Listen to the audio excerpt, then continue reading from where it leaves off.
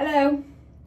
I'm gonna do a little vlog today because you know what, I actually really enjoy it. I'm putting my contact lenses in, I've just done my skincare, and you know what, so I have to use like an anti-inflammatory, basically I have eczema, and last year I had a really was it last year, 2025? Oh, it was 2024. I ended up being hospitalised for 5 days due to COVID, and it led me to have one of the worst eczema flare-ups I've ever had in my whole life. Like, I ended up covered head to toe in eczema, topical steroids every single day, strongest sort of steroids, like immunosuppressants basically everywhere, on my face, on my underarms, around my boobs, in my groin, on my legs, in my arms, like Jesus Christ, like it was so intense, and it made me feel really, really ugly for like a year, for a whole year. Like, I have not posted on Instagram for a year on my grid because I had no nice pictures. Like, I was covered in fucking eczema. Like, it made me feel like shit.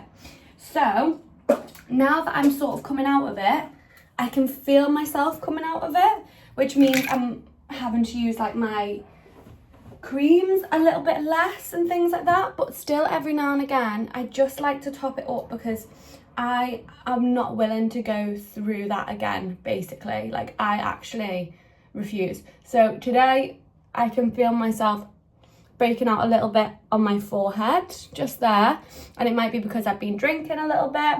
So I'm just going to use my little eczema cream on the places which I felt like a little bit itchy, because when I feel itchy I will scratch. Like, you can't avoid it.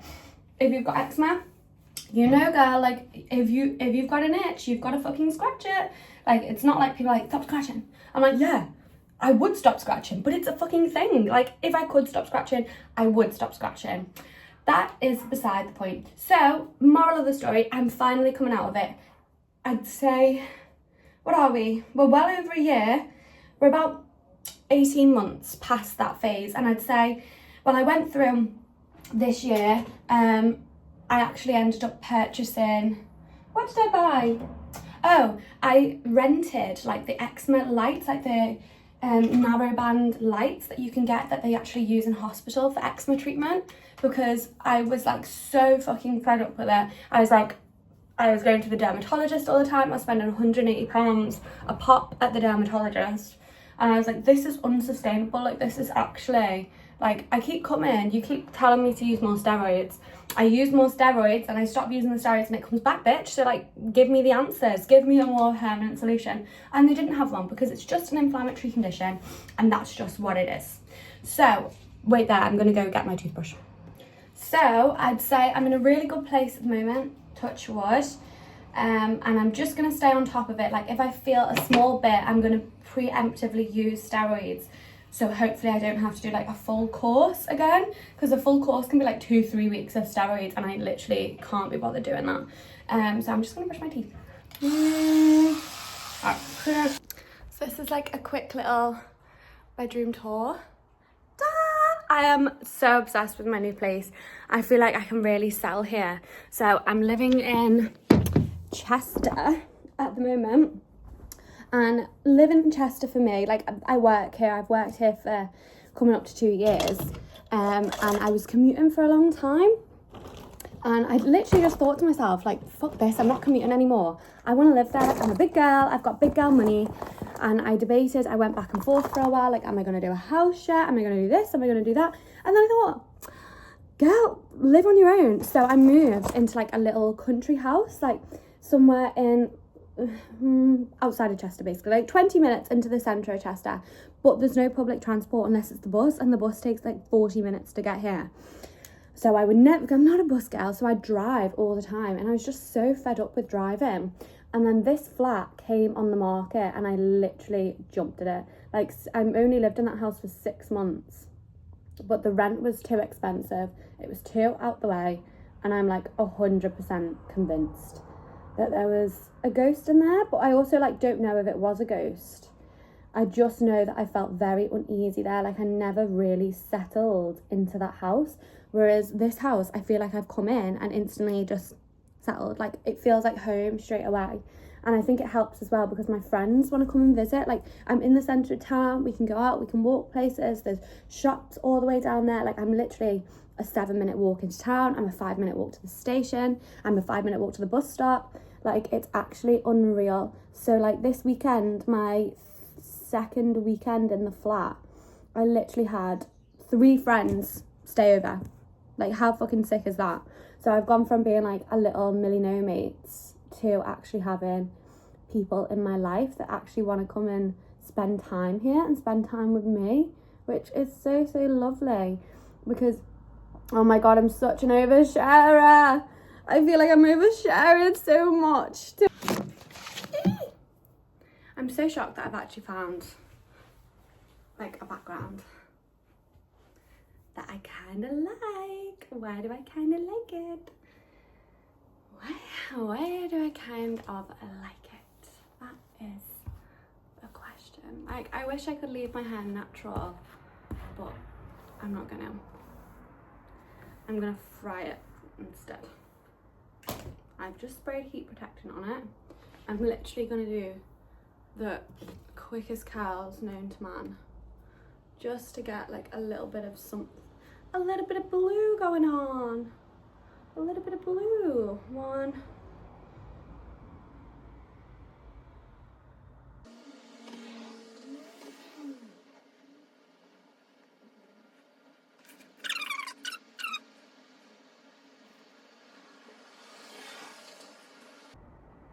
I had 2 really funny experiences this weekend.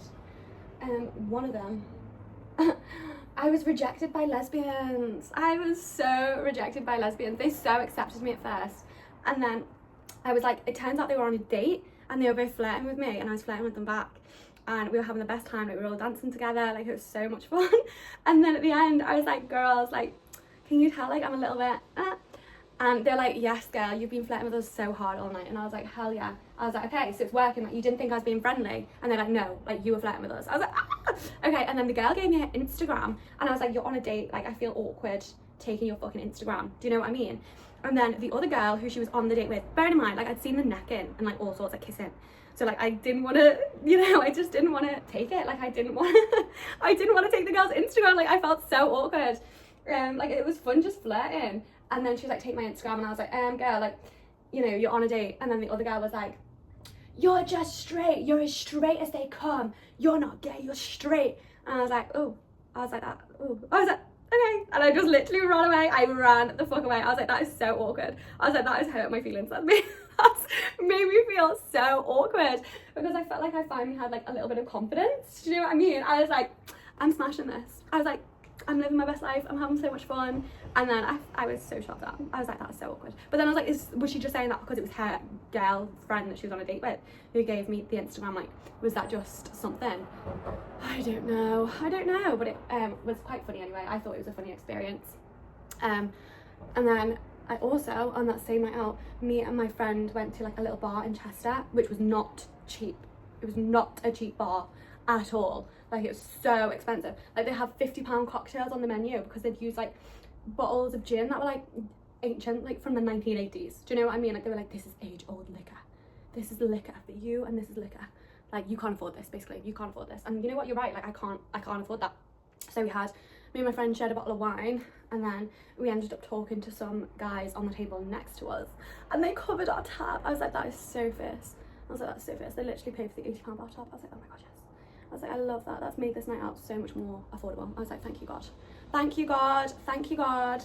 Thank you. By the way, I do believe in like the universe. I call it God. You can call it the universe. You can call it Divine Mother. You can call it whatever you want. You can call it Allah. Like, I don't give a shit. I'm a believer. I'm a believer. I'm a believer in something. I'm a believer in everything. I'm a believer in a higher power. But, you know, I don't believe in religion. Like, I'm not Christian, I'm not Buddhist, I'm not, like, I don't really fuck with many of the other ones, but those are the ones that I've researched, and those are the ones that I would like get behind if it was me, because I love all that love thy neighbour sort of shit, because I do think we all need to be nicer to each other in this world, but it's hard. So, you know, so I've looked into it all, I researched it, like, I proper hyperfixated on religion for a little while, which was actually kind of fun.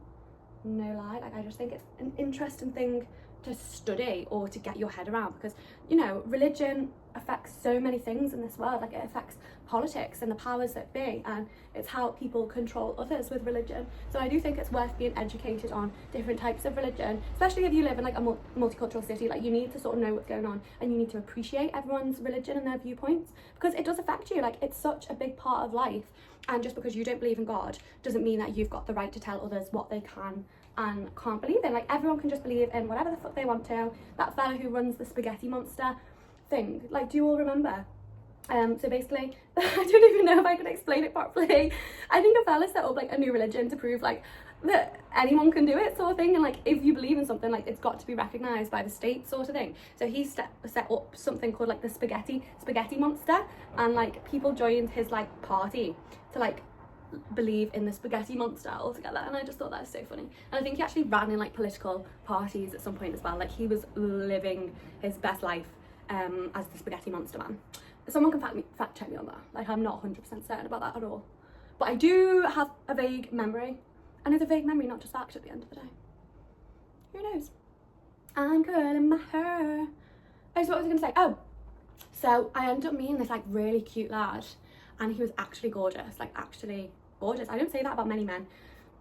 I find most men unattractive, not that that will surprise anyone, but I do. Like, you know, I've got to get on with your vibe, I've got to get on with your aura. Like, there's got to be something about you for me to find a man attractive. Like, I went on a date with someone the other day, and oh my god, he gave me the ick so badly. And I know that like men and women cringe when you say ick, because you're like, you should give people a bigger chance than that. But he had this long blonde hair, and it was like down to, I don't know, well past collarbones. It's still, but it was greasy.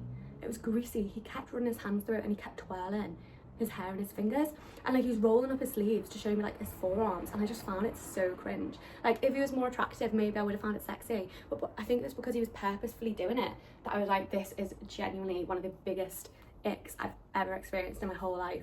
So he took me out on this date. It was this really nice restaurant. Like, I got dressed up for it, and he said, like, you know, he was taking me out because I just moved, and he was like, yeah, like, I'm taking you out. And I still offered to split the bill. I never expect a man to say yes, but I do think in this day and age you've got to offer, and then if they say yes or not is their problem.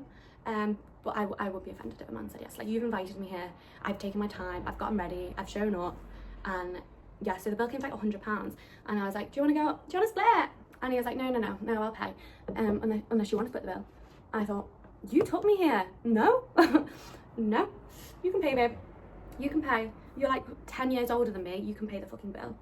Do you see what I'm saying? Okay. Hair's looking cute. Hair is looking cute.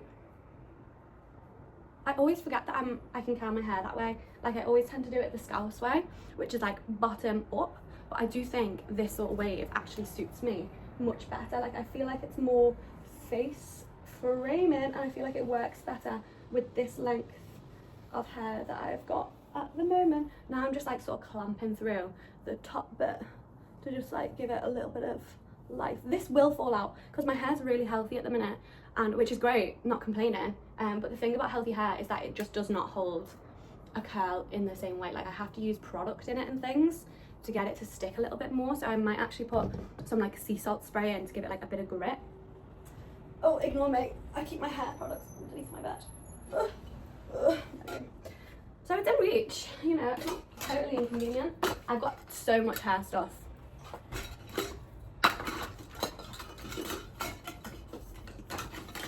Oh my god, I was gonna give it away. Come with me. I know what do I need my sea salt spray? Do I need it? I just think it'll give something a bit different. Right, come with me. So I had like this big bag. I got this bag when I went to Morocco last year, and it has like loads of products in that I was going to give to people, like things that just don't agree with like my skin or my eczema. Could I use that one? Shine spray for extreme gloss, or sea salt spray for texture, for undone looks, apply on wet hair and air dry. I'm not going to use that, but I am going to use this because I just think that actually might look quite cool. Because what even is a shine spray, babe? And you can let me know if you feel like it's made any difference at all. I'm like going to spray it like fucking everywhere.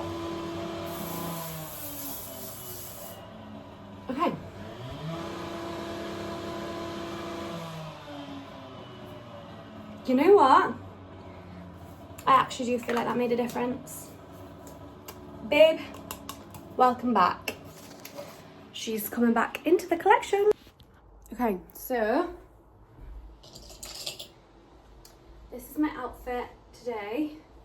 It's like super casual. So I run my own business. So I'm gonna go and work from home today. I've got a few clients in and they're all returning clients, so I've not got anyone new. But I always love working from home, like it's so nice. So I'll go and do that today. I've got loads of stuff that I need to do. I need to write like a doctor's referral for someone. I need to create a solid plan for, I might be doing a yoga class, fingers crossed. So I've got loads of work to do and I need to get it all sent over. So we'll see. But thank you for getting ready with me.